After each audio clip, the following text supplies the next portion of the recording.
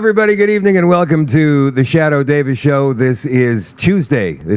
Right? Tuesday, June the 25th, 2024. Exciting show tonight. Lots of guests coming on, including the author of a brand new book called The Redneck Conservative, How Conservatives Are Made, Peter McIsaac, joining the show in just a couple of minutes. Also, some of the folks you may have seen this past weekend at the Stronger Together conference, Friday, Saturday, Sunday in Beausejour, Manitoba. Ken Drysdale, the coordinator of the event, the originator, the organizer of the event, is going to join the show tonight. Also, Julie Levesque, who is an independent journalist from Montreal, joins the show tonight. Maggie Hope Braun will be with us, and Jason Levine is going to be joining from Lethbridge, where he's covering the Coutts 2 trial. Apparently some interesting stuff happened in court today, and Jason's going to tell us all about that. And of course, we're going to recap this amazing event that we were all at this past weekend. The Shadoe at Night live stream is brought to you by Canada Nano Silver, CanadaNanoSilver.ca. The natural sinus relief, it's a relatively new product on the website. Natural sinus relief spray uses simple and proven ingredients to provide your sinuses quick relief. So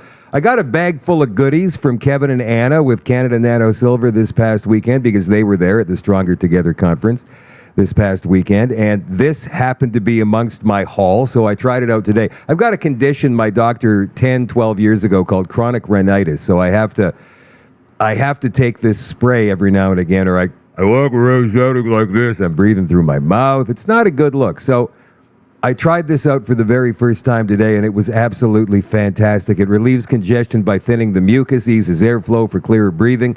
It's gently cleaning and soothing nasal passages from irritants, pollutants, or low humidity. You know how people always warn you, hey, you're going to get addicted to that Dristan or that Otrivin or whatever it is. Well, this doesn't have those ingredients, so you can't. And of course, it's powered by the technology of SilverCeuticals. You can get this product and all of the other fantastic products like the gummy vitamins or the bubbleberry toothpaste at CanadaNanoSilver.ca. Again, that is CanadaNanoSilver.ca. You can also find all the retail locations online. And if you would like to become a retailer of these awesome products, get a hold of Kevin and Anna through the contact tab at CanadaNanoSilver.ca. Again, that is CanadaNanoSilver.ca. All right. We're going to bring Peter McIsaac on in just a second. First thing I want to do is talk about the stunning results of this by-election in Toronto St. Paul's that came in this morning about 4:30 Eastern Time.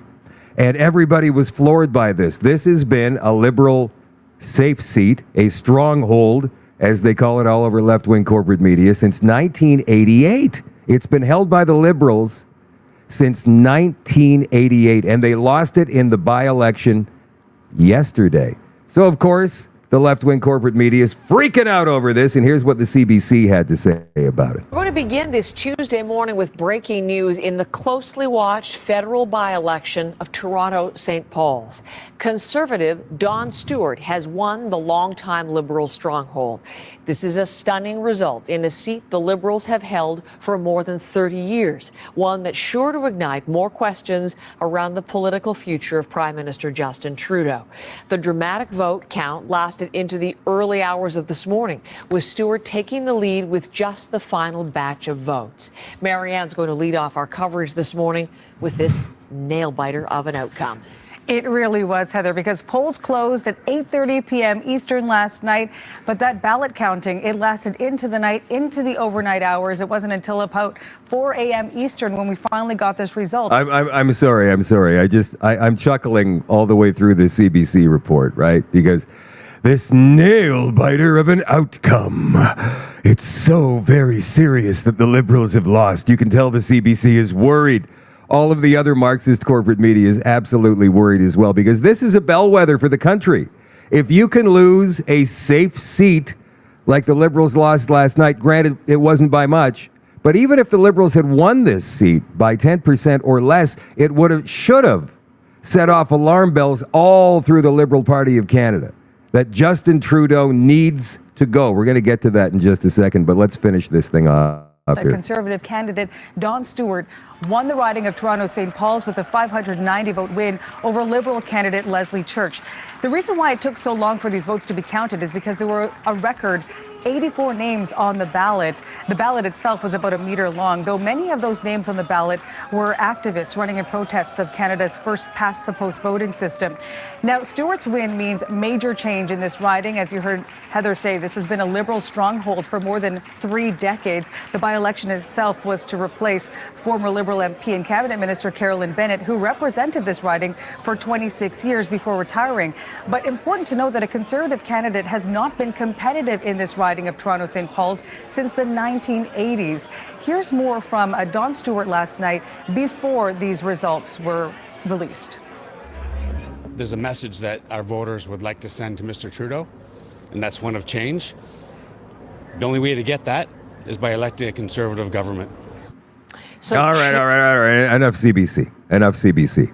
We want to get the reaction from the two main Liberals in this country, and here's Deputy PM and Finance Minister Chrystia Freeland, and she does not look or sound happy. The result in St. Paul's is certainly disappointing. You think? Our government is focused on working hard for Canada and Canadians and on delivering results for Canada and Canadians. That is what the Prime Minister is focused on. That is what we are all focused on. The Prime Minister is committed to leading us into the next election, and he has our support. We know that these are hard times for Canadians. We know that we have to work hard to earn back their trust, and we know that the way to do that is by delivering for them, by delivering fairness for every generation, by delivering investments in housing and infrastructure, including in rural broadband, the investment we're announcing today. Does she sound morally defeated to you? To me, she looks and sounds like, that's it, game over. I'm just going to sit here and list off these talking points, and I don't know what next. Maybe start making plans for the future, like becoming the chairman of the board of the World Economic Forum, possibly. She's on the board already. We know Klaus Schwab is stepping down. Maybe she's vying for that job. Because you can bet that neither one of these two want to be on the Liberal benches when they're reduced to a rump party in the next election. Justin Trudeau talked about this today as he was out in BC making another policy announcement. Now, this was obviously not the result we wanted, but I want to be clear that I hear people's concerns and frustration. These are not easy times, and it's clear that I and my entire Liberal team have a tangible, real progress that Canadians across the country can see and feel. We'll never stop working and fighting to make sure that people have what they need to get through these tough times. My focus is on your success. Yeah. All right. So he looks a little defeated as well. But again, not reading the room. Then again, remember I said the election result came in very early this morning Eastern time, about 4:30. So I'm sure that his Liberal caucus has not yet had the time to get together, talk to each other on the phone or maybe in a group chat somewhere, and pull out the knives. They haven't had a chance to call him because he's on the road, I think in BC, making a policy announcement about waterways, something to do with First Nations in British Columbia. But we heard about that at the Stronger Together conference this weekend, and this is not good either. It's not good either. Serena Freedom Bear had some very good points about that to make this past weekend. But anyway, will Trudeau resign, or will his arrogance and his ego be enough to make him keep on? You know that insiders are saying, dude, you got to quit, man. I mean, they're going to reduce us to 10 seats. I think the over-under I put on X this morning was 30, maybe 40. After this next election, they're going to be absolutely destroyed, and the NDP won't be much better. Let's bring on Peter McIsaac. He is a best-selling author. Congratulations, Peter, on your book, The Redneck Conservative, How Conservatives Are Made. You guys were popping champagne corks this morning after hearing the results of this by-election last night, were you? Champagne corks were being popped here, while rather than knives in Ottawa, it was more like razor blades and lines of coke. Folks down there having a serious pity party in Ottawa. I don't know. I'm just throwing that out there. I got no evidence to confirm that. But yeah, down here. I mean, Trudeau was down here on Friday giving away 125 million to a native band, just because. And he can't buy. As a matter of fact, he has to sneak into the province and sneak out. He's not a well-liked man down here right now. Let me tell you, he's gone, done. You know, I'll tell you this. I think Trudeau has always had, or thought he had anyway, the Maritimes as one of his strongholds, right? Just like this safe seat that they lost last night in Toronto St. Paul's. The Maritimes has voted red for the last 30, 35 years, or at least mostly red and incredibly red in the past 3 or 4 elections. So for this to be turning around in your neck of the woods is remarkable, isn't it? We've got 37 tent cities down here now. 5 years ago, I don't think we had any. You can stand outside any supermarket and listen to people complain about the cost of groceries. $90 today to fill a Honda CRV that 4 years ago cost me $30. It's absolutely insane. We have a major housing crisis in Nova Scotia. It's an absolute disaster, and I could pin it all on one group of people in Ottawa. So folks down here aren't very happy, and there's going to be a major rout, not only at the federal level. I'm working behind the scenes to do the same thing here provincially, because even though our premier claims to be a progressive conservative, he's more liberal than conservative. Well, you mentioned that he's World Economic Forum, isn't he? Houston? Houston is more tied in directly with Vanguard and State Street and those guys. He was involved in something before he got involved in politics called the Paradise Papers, and he's an accountant, and especially he was hiding money from people. And he was a Manchurian candidate. I have to profess, I helped get the man elected. And not only did he hoodwink me, he hoodwinked the entire province. But I lay something out in the last chapter of the book that his days are numbered. So, what can I say? So you have reached number one. Am I right? Number one on the Amazon bestseller list in 3 different categories? Yeah, it was 3 different categories, but that fluctuates on a daily basis. But on one day there, I was number 1 in 3 categories. I was surprised. Don't get me wrong. I'm no Ernest Hemingway by any means. I'm not actually even a writer. I'm just a redneck Cape Breton boy who had a story to tell. It's a true story based on how I grew up, how I became a conservative, how the conservatives, I'm still a conservative, but the parties threw me under the bus. And we created a solution in Nova Scotia, and we're running a movement down here to run 55 independent candidates in the next provincial election, force the province into a minority position with enough independents that we tie their hands and they can't do a single thing without approval of the independents. And we're well underway to accomplishing that right now. Tim Houston last week came out and said he's not bound by the election. He set up a predetermined election date and then come out last week and said, well, that doesn't actually apply to him. So okay, now let me interrupt you right there and let you know that the reason that it took so long to count those ballots in Toronto St. Paul's last night is because there was something like 58 candidates on the ballot, and 50 of them were activists who were protesting the fact that Canada hasn't changed the voting or the election system as Trudeau promised in 2015. It's still first past the post, and so that's why it took so long to count those votes, because apparently the ballot was a meter long. So none of these independents got any votes, really. So you've been running a program, I suppose, to awaken people to what's really going on and to try and get them away from party voting. How have you done this? So we have very unique numbers in Nova Scotia. 45% of Nova Scotians didn't vote in the last election. We're targeting them very specifically, and we're focusing our efforts on the outlying rural communities where we don't have to swing that many votes. Tim Houston won 7 seats by less than 400 votes. And he's only holding on to a shoestring majority. I was on a Zoom call last night with enough people that are going to run that just on that one call is enough to do what we want to accomplish here in Nova Scotia. If we can get 12 people elected, we change it all. So, Peter, what's your pitch when you go? Are you going door to door knocking on people's doors and saying, hey, did you vote in the last election? If not, why not? And would you like some change in the government? Is that what you're doing?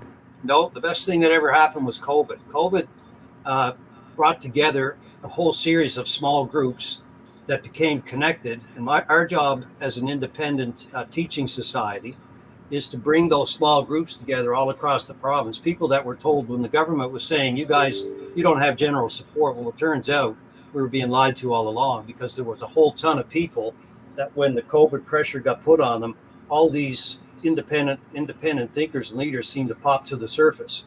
And we're in the process of bringing those people together and unifying them from one end of the province to the other. So it all started grassroots. Most of it started in kitchens with 5, 6, 7, 8 people. And then it grows to 15, 20, 20 to 40, 40 to 80, upwards of 100, 150 people showing up at things that we do now.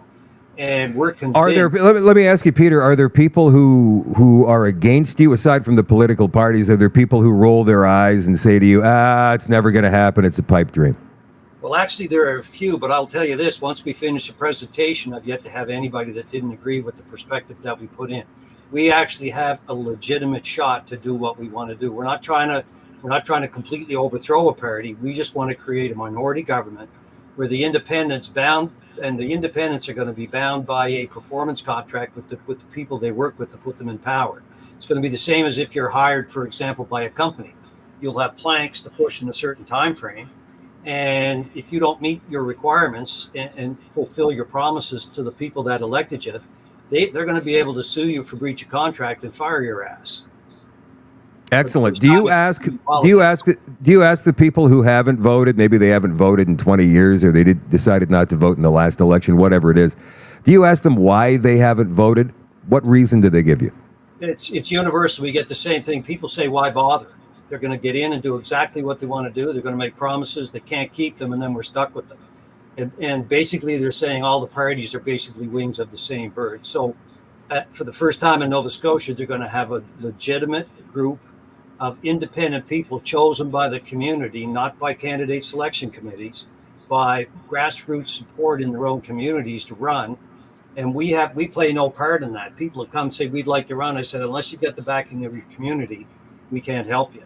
But once your community decides to back you and you sign a contract, now you've got yourself in a legal binding agreement to go and actually represent people and do what you promised to do. And if you break your word, you get the hook and out the door you go.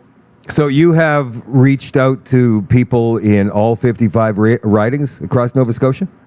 We still got a few that we have left to get into, but our goal is 55, and we're determined to hit it prior to the next election. We have some roadblocks. We just had a major contributor in the last few days. We have one legal challenge that we have to jump. Here in Nova Scotia, you have to get a chartered accountant. We have over 4,000 chartered accountants in Nova Scotia, and there are 142 of them on our list that can do audits of campaigns. And we had a person initially wanted to run for an independent and found out through the back door that if we table 55 candidates, they weren't going to be able to get those people. And it's a violation of Section 3 of the Charter. The province put an artificial roadblock for independent candidates. We're bringing a court challenge here, and we hope to have our court date set by Friday. And we're pretty sparse on funds, and the funds that we do have are being directed at this campaign and remove any roadblocks so we can get done what we intend to do. Well, by God, Canada, you watch out what we're going to do down here in Nova Scotia, because we're trying to do the same thing in BC with independent BC. And the goal, if we can do it here, that'll be the blueprint nationwide. And we're convinced we're going to do it. Well, here's Ken Drysdale with Manitoba Stronger Together. And hey, Ken, you're on mute right now, just so you're aware. Is this the exact same thing that you are trying to accomplish in Manitoba? It's very similar, except Manitoba Stronger Together is not a party. It's a nonpartisan group. And what we're doing is we're educating the voters, we're creating community, and then we're similar to what Peter's doing. We have focused our efforts on the 14 of 57 ridings in Manitoba that went for a margin of less than 1,000 votes. And what kind of success are you breaking through to people? It seems as though Manitoba seems far more apathetic than Nova Scotia, at least at this stage. Yeah, we've got a long way to go, and a lot of what we've been doing over the last 8 months is creating community, and that was a lot of what we did over the past weekend, and the group has quite frankly transformed as a result of that, and I think that's the key to this, is creating a community that people feel safe in, they feel supported in, and then they'll come out and vote in. Is that what you found, Peter, in Nova Scotia? Well, just to be clear, we're not a party either. All we are is a teaching society. And so once people get explained to them the failures of the party system, because here's what happens. It doesn't matter if Ken got elected tomorrow, if I got elected tomorrow, irregardless of my good intentions. The second you're voted in, you're told to sit down, shut up, do what you're told, and your hands are tied. And an independent is not bound by any of that. They can table legislation without approval. And by the time we talk in any venue, we have the complete room. People start off sitting back in the chair, arms and legs crossed. By the time we leave, in every single presentation we make, people are on the edge of their chairs going, holy hell, this can actually work. So basically, we're in the business of selling hope coast to coast, Nova Scotia. Let me ask you this. If you, let's just say you get 28 MLAs elected with all of these independents, that means that you have the majority in the legislature. You would have to form a government with all of these people who are independents who may not agree on things. How would that work? We have a legal solution to that. There is a formula that you can actually take those numbers with a majority and go to the lieutenant governor and ask for a change in the way the system is set up. We've actually consulted with a lawyer on that. But ultimately, that's not the goal, guys. We'd be more than happy. Ultimately, the goal is to get enough people so that the party who will do anything that they have to save their skins and stay in power, that we can table independent legislation and start hacking away at the damage that has been done. And those folks will have to concede, or we'll force them into another election. And then good luck with them running the next election when they don't want to pass some of the stuff that we want passed.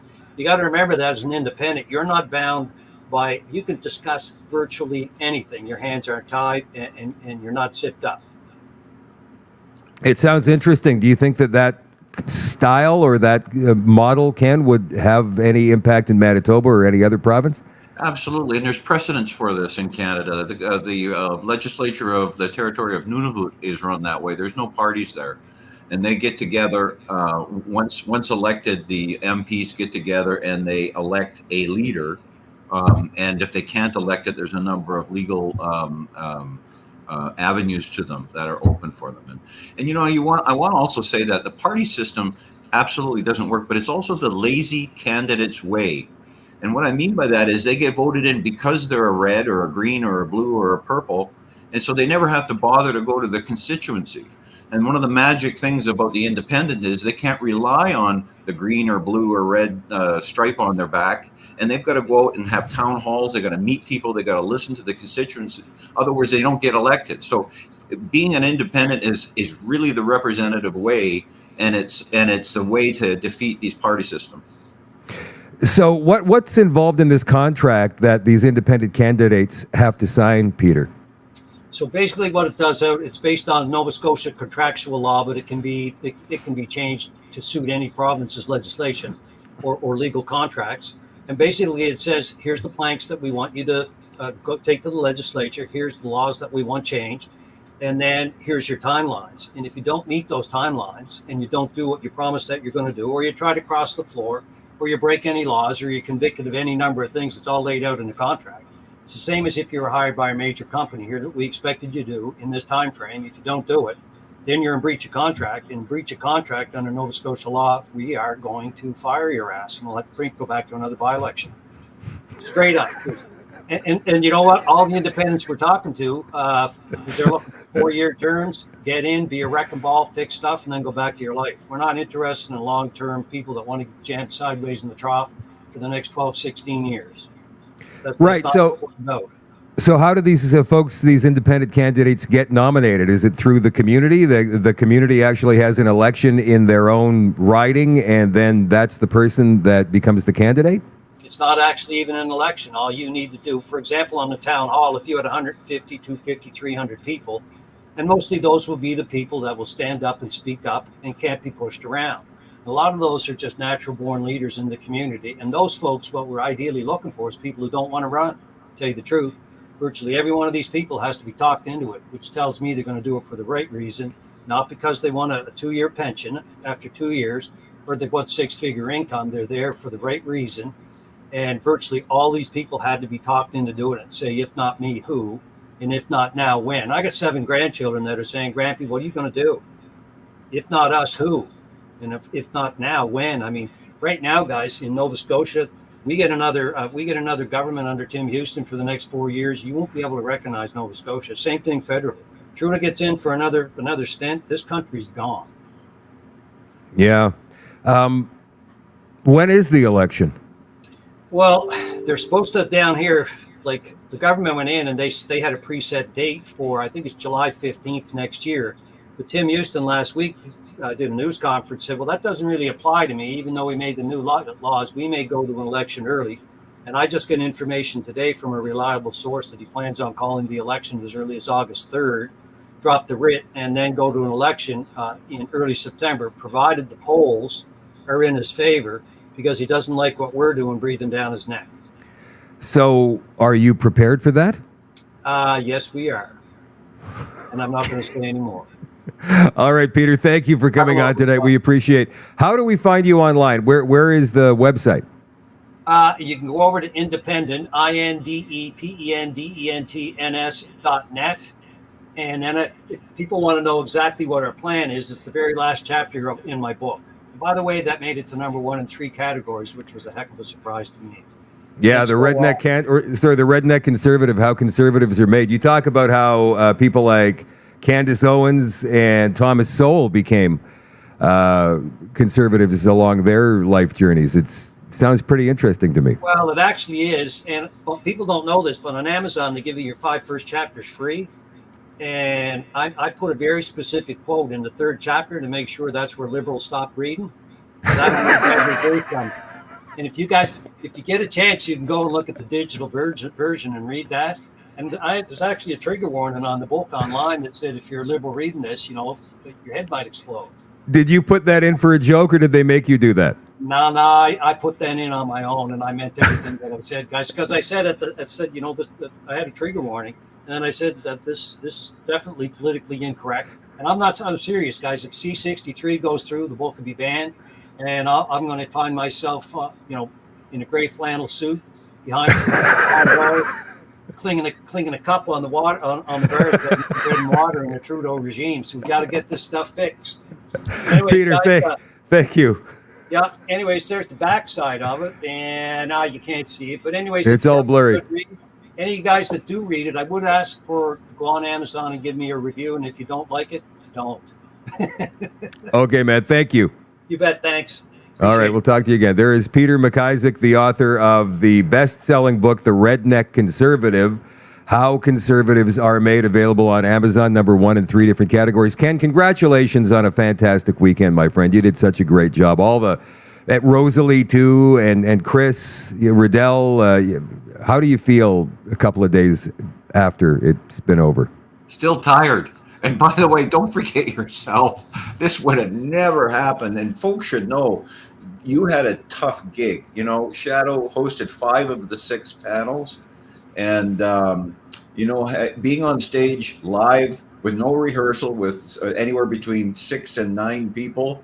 Wow. I wouldn't have wanted to have done that.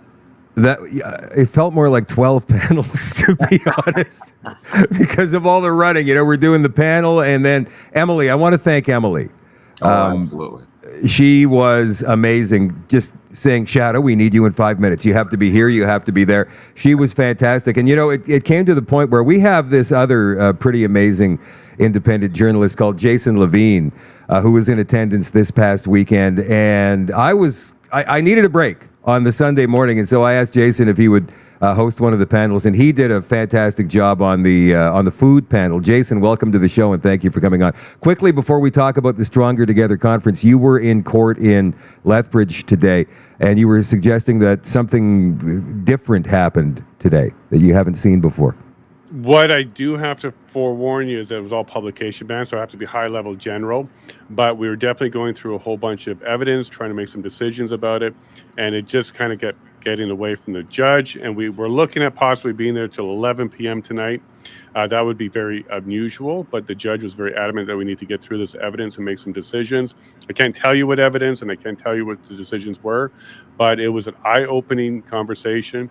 And if we say thin ice is what the Crown is sitting on, we'd be lying. It's even thinner than that. So as soon as I can get more of that information to you, I will. And I just want to dovetail on what you said there about the conference. I had a great mentor to watch. So I got to watch you do the panels for quite some time. And I just followed into your big shoes, and thank you very much for allowing me to do that. It was a lot of fun to have these panels. You know, somebody got me. I don't often get got on a panel Julie. or on my own show, but Julie Levesque is an independent journalist. She's been an independent journalist out of Montreal since what you told me, Julie, it was 2007, 2008. So you've been doing this for a while, and our discussion was, I used to think that independent journalists were a little bit wackadoo. Before I ever woke up, I was working in the left-wing corporate media, playing rock and roll, and then later on I became a news talk host on one of the local, in Winnipeg, one of the local news talk radio stations. And then I woke up and realized what was going on. But better late than never. Yeah, what did you say to me that got me? Like I was actually flummoxed. I didn't have a response. Well, I remember. I just Okay. Well, go ahead. I'll Jason. report on it. It was on your take on conspiracy. Report on it. And you called them crackpots and crazy people back in your mainstream days, but now you know better. So people that were coming up with theories and stuff like that, you just dismissed them as independent journalists. And then she said, look at you today. Here we are right now. And you're like, oh, yeah, that's right. That's not exactly what happened. Kind of, sort of. I asked Shadow what made him say that, like back in the day, because very often I confront journalists and I ask them, whenever they call people names, I ask them, what makes you say that? You know, you call this person a conspiracy theorist. What makes you say that? And most of the time, they have no idea what to say. They do not know. They just call these people conspiracy theorists and kooks because they read it somewhere. So I asked you, and that's pretty much what you said. Well, why did I? What made me say that back in the day? Well, you know, I thought they were conspiracy theorists. So it's like it's this circular argument. And it proved my point. So thank you. Yep. And he was humble enough to admit, yes, you're right. And that's awesome. Julie, this is your first time on the show, whereas Ken has been on, I think this is the 12th time now, so he gets a second set of steak knives.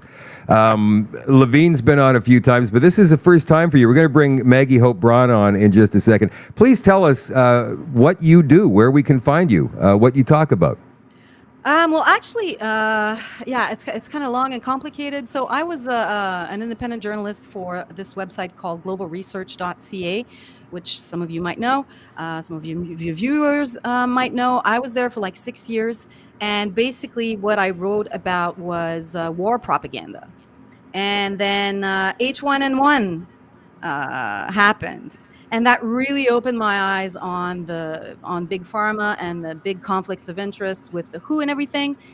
And then I left after 6 years to go to China to teach English because, being an independent journalist is not very good money. So I needed to pay my debts. So I went to China for 5 years, and I was there when this whole thing happened.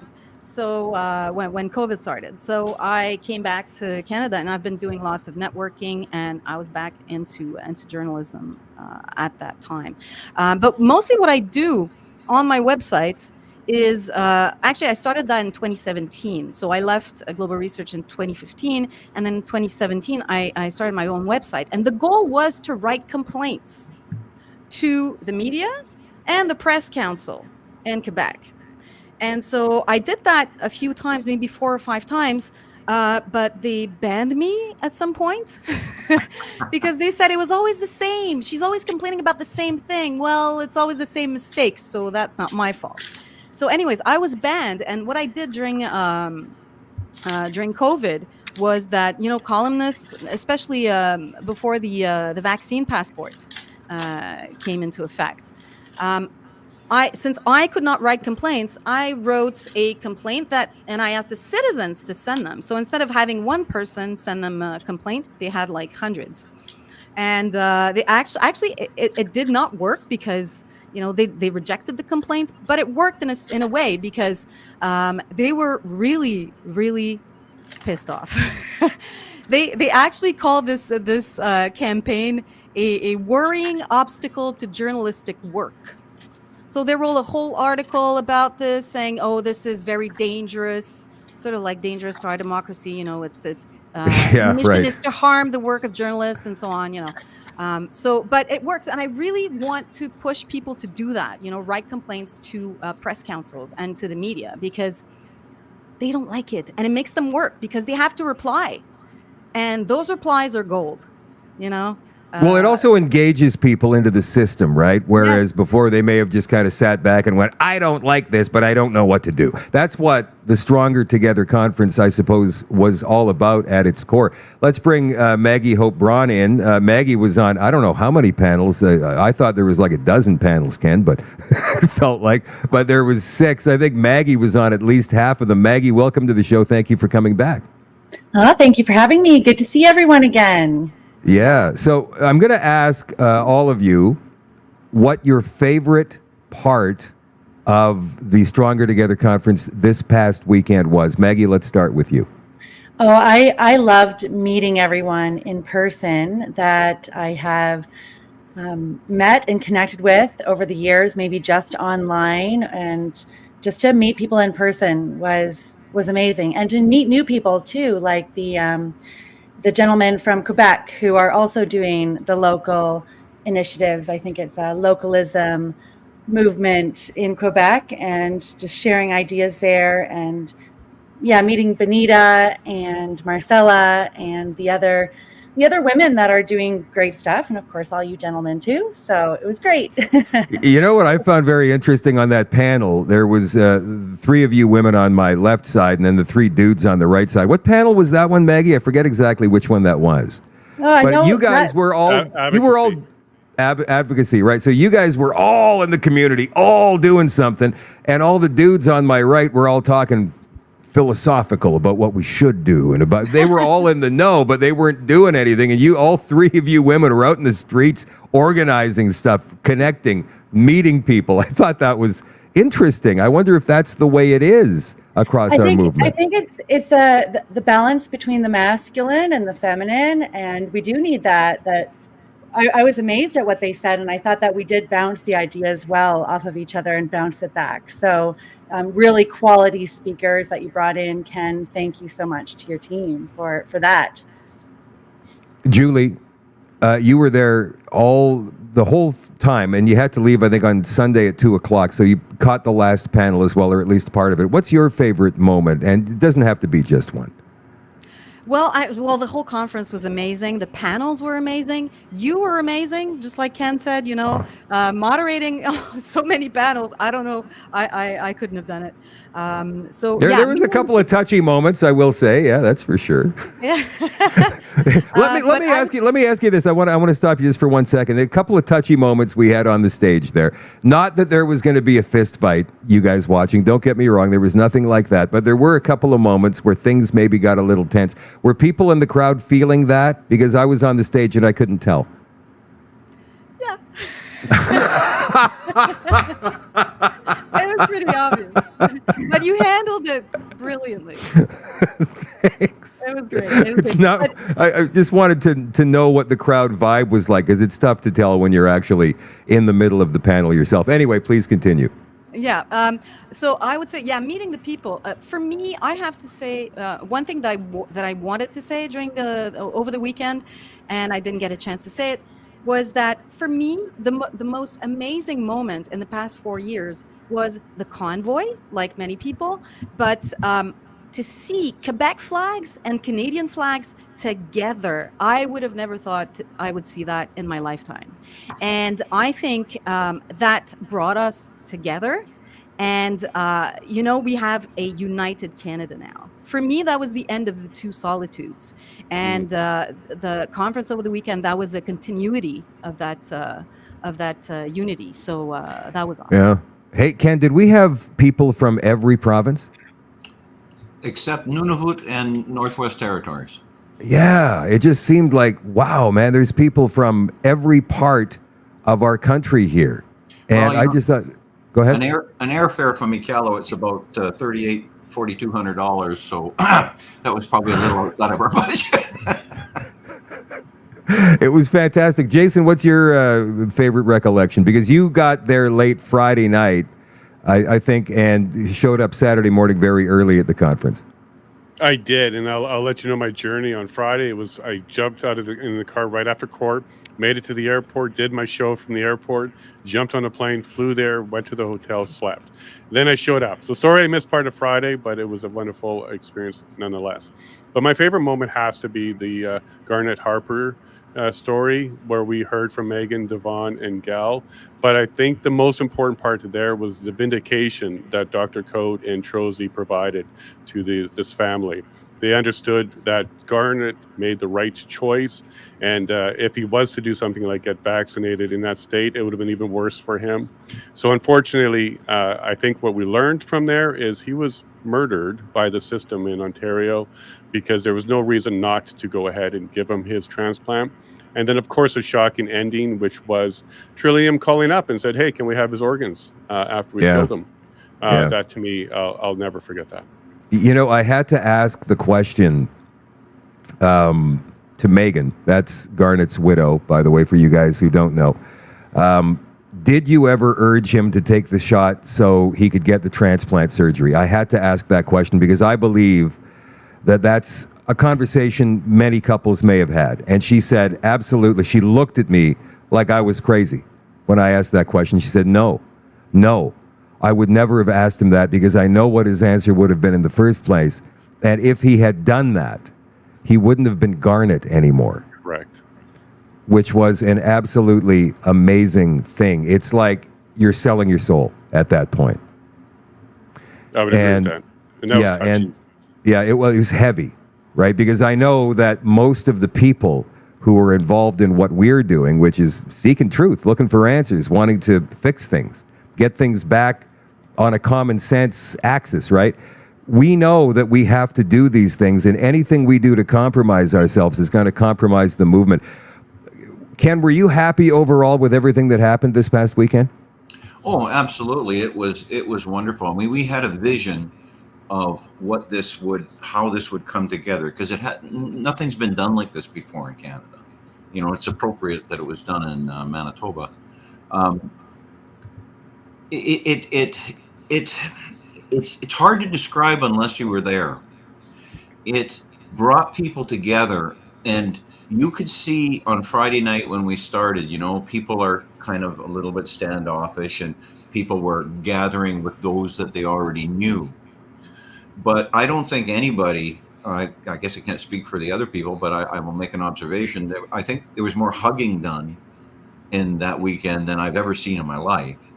And by Sunday, there wasn't a stranger in the crowd. You know, we had about 350 people, and there wasn't a stranger in the crowd. Everybody was talking. Everybody was moving freely. And I have to say too that just before that we came on air here with Manitoba Stronger Together had their weekly Tuesday Zoom call, and we did a sum up of the conference. And you know, Shadow, there was a palpable softness in the group.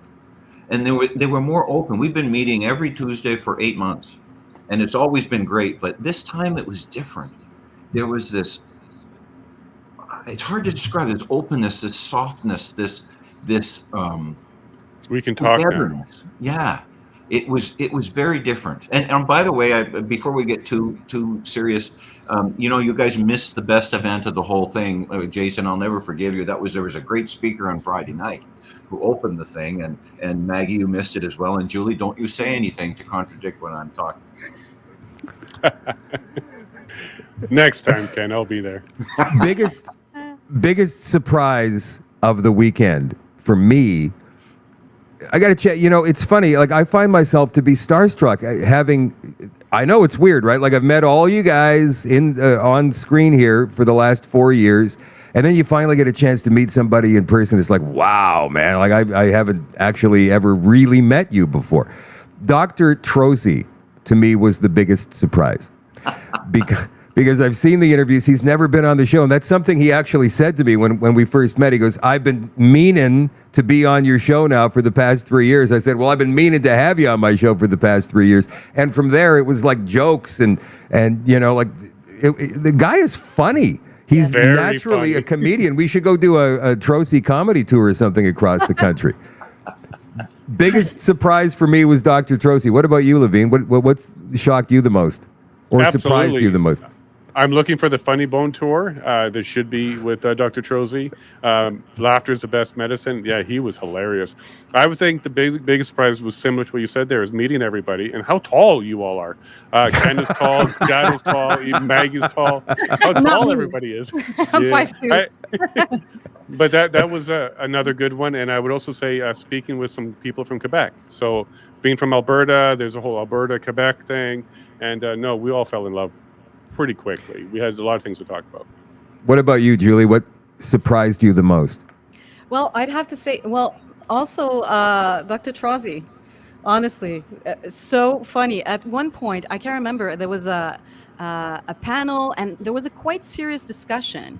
And then I don't know if it's you who said, yeah, someone was looking for something to put on the unvaccinated on their grave. But it was serious. And then he was sitting behind me, and then he yelled, but not loud enough so that everyone could hear. So just a few people heard. And he said, "They lived longer." And I started laughing so loud. But it looked kind of awkward because it was really serious what was going on in the front. So yeah, very, very funny guy. And yeah, Dr. Code as well. Yeah. What a good man. So yeah, amazing people. You know, it was very uncomfortable for me, but I couldn't help myself because I just react naturally when things get said. And when the Harpers were telling the story of Garnet and the complete and total misconduct by the medical system, the hospital, even some of the staff, the way they treated the family, the way they were treating Garnet. I found myself looking with this look of shock over at the two doctors who were to my right. And I felt like, I'd apologized to Dr. Trozy for this and then Dr. Code that night. I felt like I was blaming them almost because they're the doctors in the room, right? But they're obviously there for a reason. They were with us for a reason, so they weren't part of that. But they were both just as aghast as we were, and then tried to explain the possible reasons behind it, which I found to be valid. But Trozy told me later on, he said, I could not speak about those situations because I wasn't there, I wasn't involved about it. So I'm trying to come up with the possibilities, things that could have happened to make a doctor who refused to give a patient a central line, a surgery, a port for kidney dialysis, and then went and did a slipshod job of it later on that night. I'm trying to think of reasons for that. And once, Trozy said, once I did throw out the alternate reasons that could have been, then I felt free to go after what I feel to be the real reasons that guy did that, out of spite or out of control, which was completely repulsive to me. Maggie, every time I saw you this past weekend at the conference, you were talking to somebody new. You certainly made a point of getting to know as many people as you could, didn't you? Yeah. When you asked, what surprised me the most, I was going to say, not much surprises me. And the people that were there, it did not surprise me, the quality of the people and the people that really came out from cities and small towns across this country to be there with us this weekend and to connect with these great ideas and to intermingle with all of us and learn about solutions together. And, I've always said that everyone who came together over the last few years, each one of us is worth our weight in gold. And I do make a point to, as much as possible, speak to everyone and share that hope, share our solutions, connect, and encourage each other. I think back 20 years ago, I've recently met the Ontario Landowners Association group here. They formed 20 years ago after a farmers' protest, and they brought their tractors to Ottawa, and now they're winning in the Supreme Court. And now what we've done the last few years is we brought all of Canada together. So this network that we're forming is so important, and networking opportunities like that. It's not just about networking. It's about sharing the ideas, and we are up against a very well organized network, and it's important that we encourage these events and support these events and the people behind them. So absolutely, I just love the people, and I know that that's where our power lies, and not one of us can do this. It will Maggie, take all of us. can you tell us about the success you had in Thorold? Because I'm not sure if we've had that on the show yet, and I want people to know that you are having successes getting rid of the UN agenda, the ICLEI agenda, in municipalities across the country. Yeah, it was, we started this time last year with a delegation to Peterborough. We pointed out that it appears the international agenda is being implemented at the local level. We did a bit more research, found indeed that was true. And Agenda 21 was actually drafted by the Federation of Canadian Municipalities and signed in Rio de Janeiro. And it is essentially a land grab. They want to move us off the land. So it's so important that we get this message out to municipalities across the country and let people know that there's basic civic duties and strategies that we can do at that local level to kick them out and to put a stop to this. So we worked hard. Organizers in the Niagara region got together. They identified the program, the main program that is really bringing this in, the Partners for Climate Protection program. We did identify friendly counselors. We did delegations. We sent reports. We created a local environmental stewardship plan proposal for them. So we're not against environmentalism. And we did enough legwork that by the time this came up on their agenda again, the staff recommended that they withdraw from the program. So the bureaucrats, you mean? Yep. It was a Wow. 7-1 win in the council, and we won. So this is an example. And you shared with me the story about a golf ball, and sometimes you got to like stare at that for a while and pick your club.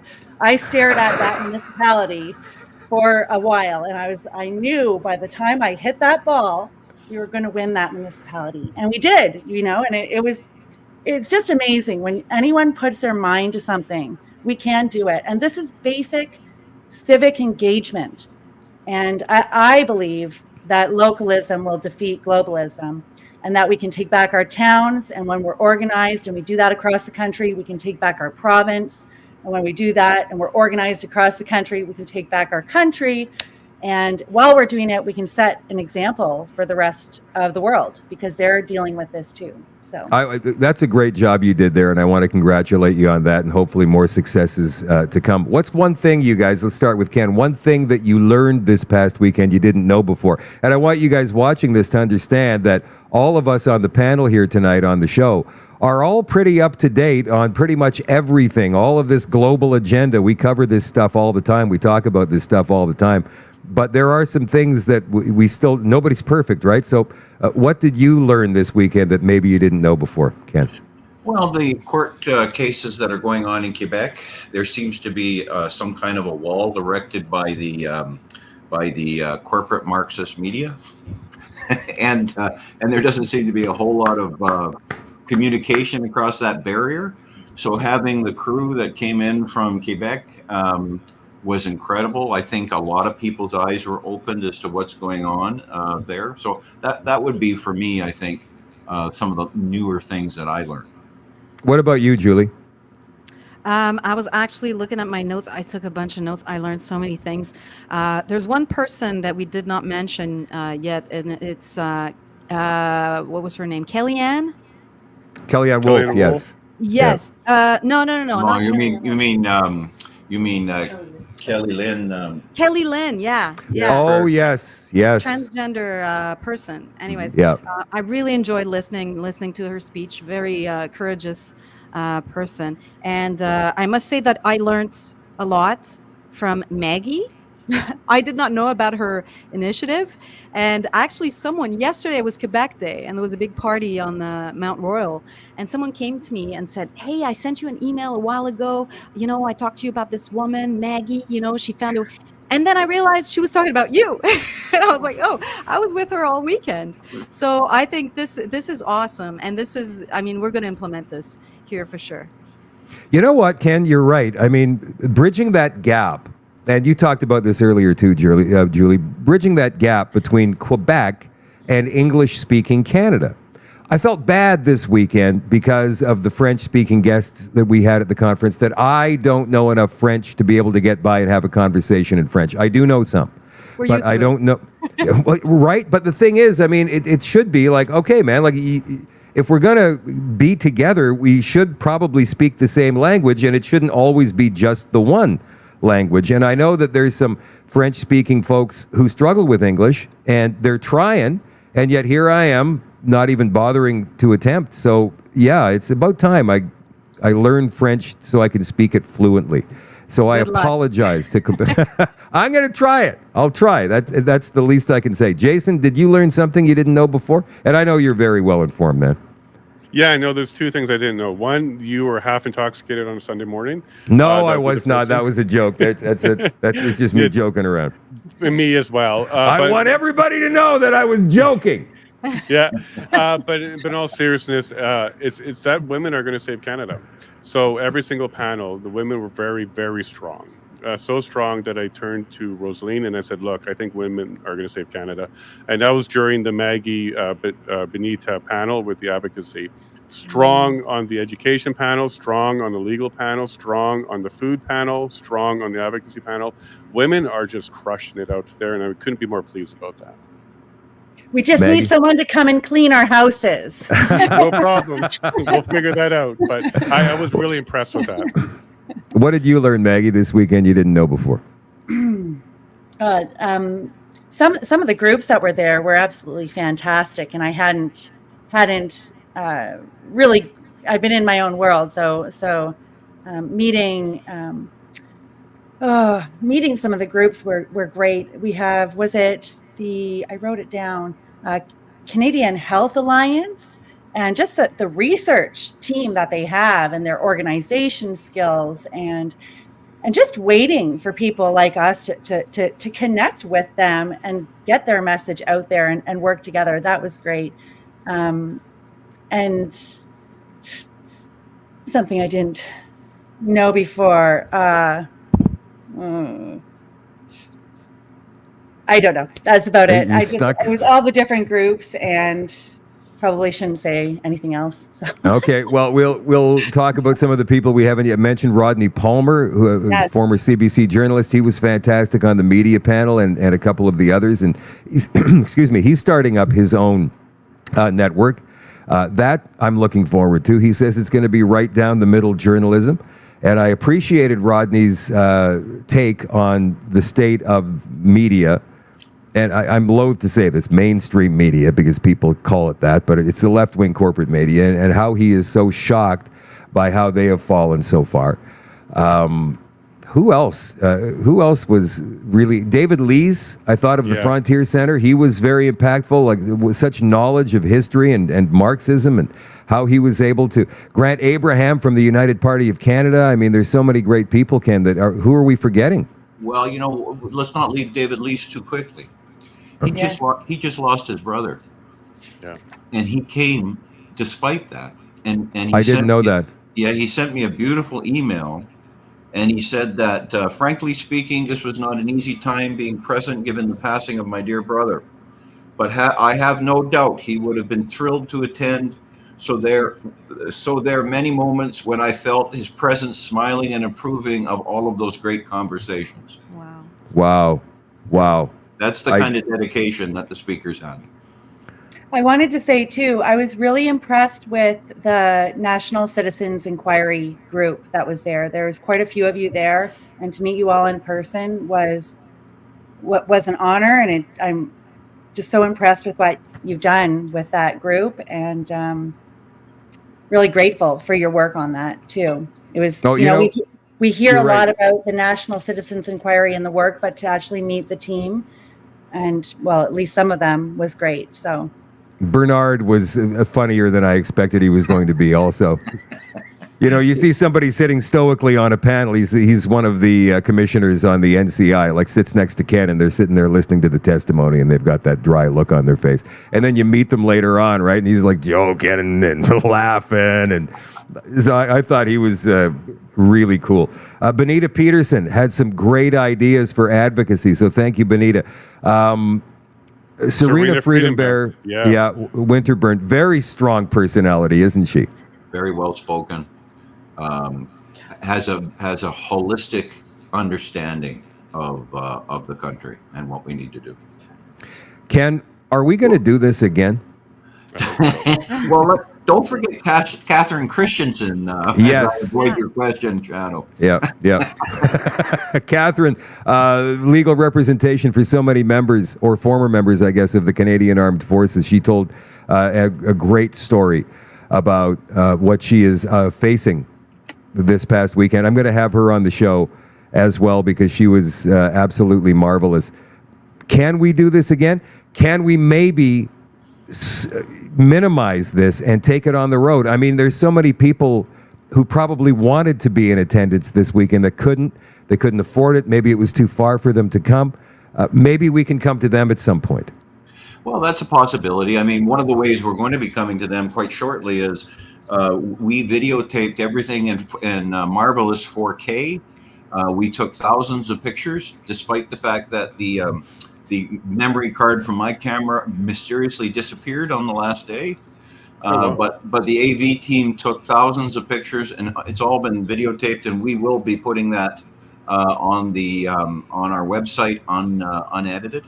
So that'll be interesting to see. So the first step is to show folks exactly what we're talking about and what they missed, and then we'll think about the rest. I guess we should probably thank Cheryl Zimmer, too. She does a lot of unsung work with photos, and she was there taking pictures of everybody all weekend long and posting them all over social media. Cheryl, if you're watching this right now, I want to thank you for your work, and I want to thank you for the hoodie you gave me, which I will wear on the show tomorrow night when Chris Sky joins. We've rescheduled Chris Sky from last night to tomorrow night. Excuse me, and hopefully we'll have Jeremy McKenzie come on as well. And these two can go at it with whatever the hell they want to fight about. Yeah. And Jason, you're talking about having some pretty high-powered guests on your show in the next few days, yeah? Yeah, so Rodney Palmer's coming on tomorrow with Randy Taylor to talk about the talk show, the radio talk show that he's got on. On Friday, I have the Garnett family coming on, the Harper family, so talk about Garnett. And then next week, Tuesday... Did you say that's Friday? I'm sorry to interrupt you. You said that's Friday with the Harper family? Correct, Friday morning. So right. I was going to have them on Thursday night then. Maybe, go for it. And another one that we're really excited about is next Tuesday. I have, his name is Trevor Fitzgibbon on, and he's Julian Assange's publicist. So we'll be having a conversation about the last 10 years, the plea deal he just made, what he plans to do next. So we'll get into Julian Assange. Wow, that's a huge story where he's going to be released, and he's not guilty, but he's pleading to time served. But still, at least he gets out. Yeah, and he's not going to have to go back to jail. Julie, how can we find you? Where are your socials? Have you got a website? I want to watch your show. Is it French only, or is it both language? It's all in French. It's all in French, so that's why I never mention it. It's okay because, like I was saying, we need to start bridging that gap more. You know, I had Eloise Boys on the same thing a couple of weeks ago, and I said we've got to bridge this gap because it's silly already. We do. Well, actually, for my articles, it's easier because you can just Google translate them. But it's called Tribunal de l'Info, and there's a pun in there, but it's impossible to translate. It doesn't translate. It doesn't translate. But I'll write it down in the chat if you want to, because it's quite long. Okay, well, sure, that's cool. But are you on Facebook or like you do X? Yeah, I'm on X, Facebook under my name, Julie Lévesque, journalist. I think it's in English. However, I don't post much on Facebook because I've been censored so many times. So yeah, I don't waste my time anymore on that platform. So yeah, here's my website. Yeah, unfortunately, like I said, I do like radio shows, videos. I write everything is in French because I used to do a lot of work in English, but there's a big deficit of independent information in French. So for me, it's very important to do all my work in French. So yeah, Why don't you sorry do guys. both? Do both. Why don't you do both? We'd love to have you on as a regular. You know, it's interesting because we don't. Jason, do you pay close attention to what happens in Quebec? As much as I can. I have a couple people out there that bring stuff to me, like Dan Fournier is one of them, and Bethan Nodwell is another one. So we do pay as close to attention as we can to that. Yeah, but it's difficult because of the language barrier. We're going to have to get through that. There's a lot happening. However, just to make things full circle before you let me go. At the beginning, Peter McIsaac, that was his name. Okay, Peter McIsaac. Yeah, he's right here. Look, he's still here. He's still here. Hey, Peter, you know who's in my writing? No, you gave me an idea. You know who's in my writing? No, go ahead. Sorry, say it again. Guess who? Just pick a name. Justin Trudeau. Oh, you're kidding. Justin Trudeau. So maybe I should run as an independent. You're in Papineau? Yes. Go and campaign against that son of a bitch. We will be surprised, guys. Who will come out of the woodwork? woodwork? If not me, I'll to spread the help word. You'll be surprised. I would help her. No kidding. We should all go out to Papineau and start like campaigning for Julie. Maggie, we know you have to go another show tonight, right? You got to leave pretty soon. What show is that you're going to be on? John B. Wells, Caravan to Midnight. So that's my first interview in the United States. That's, really that's an interesting one, Maggie. Have your wits about you. Yes. It's just a radio show, so it's not just a radio show. have to use my voice. Ken, you avoided my question earlier. I'm going to ask it again. Are we going to do this again? Is this going to happen again? Well, I just want to point out to the listeners that when you look you're doing it again. I can tell you're doing it You're again. not supposed to detect that. I'm supposed to be strictly moving along. Are you kidding? Look at this panel that we've got here. Everybody can sniff. That's what I wanted to point out. out. Look at folks. All these people in these panels didn't know each other before the conference, and so you've got. Well, Peter, you're an offside there, but the five of us here are, I would suggest to you, are friends and trust each other, and I hope you could see the synergy, and that came from the conference. So, that's what we saw with over 350 people. Yeah.